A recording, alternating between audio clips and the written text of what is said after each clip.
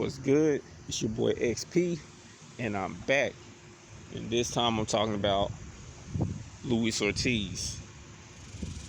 Now, some people like to act like they don't remember or maybe forgot that at a certain point in 2016, Luis Ortiz was rated the #1 boxer in the world and was the most feared boxer in the world. I'm only making this video because I was in the comment section of, I think it was John Boxing's video or whatever, and somebody asked why most people rated Luis Ortiz over Anthony Joshua. You know, I told him basically the situation and all that kind of stuff, and I also told him that he was rated #1 at one time.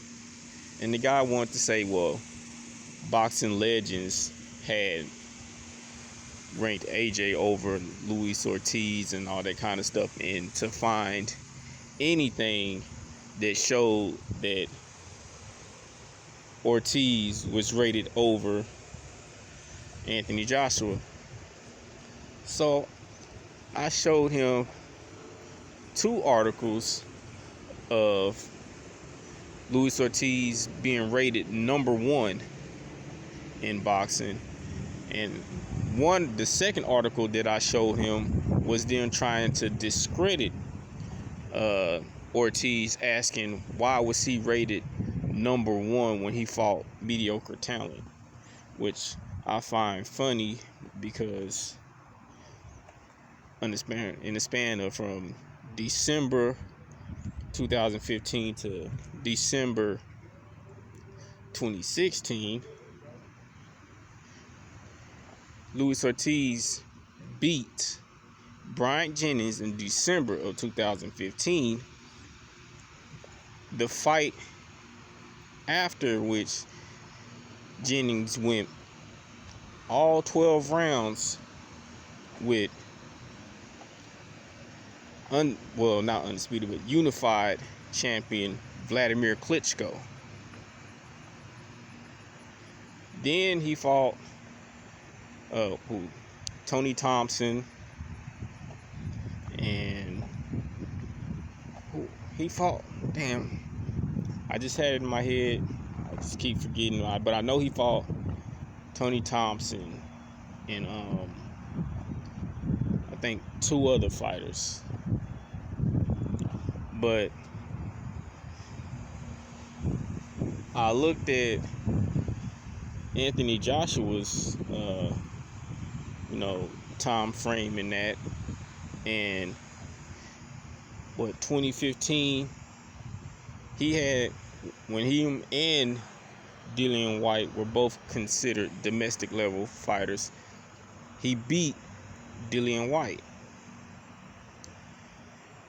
Then he goes on to face Charles Martin, who Martin only got the vacant title, that vacant IBF title, because Glasgow, I think, injured his Achilles heel or something in the fight and couldn't continue in a fight which I had Glasgow beating Martin, so he only won that on a technicality, which before Glasgow he fought nobody. Then he goes on to fight Dominic Breazeale, who fought nobody. Only fighter in that time frame that you can say Anthony Joshua fought was Eric Molina, who fought Deontay Wilder and lost, and he also lost to Chris Arreola. That's 2 good fighters. And he fought and beat who most people used to talk about and held to a high esteem, Thomas Adamek. But would you say that Eric Molina is on Brian Jennings level?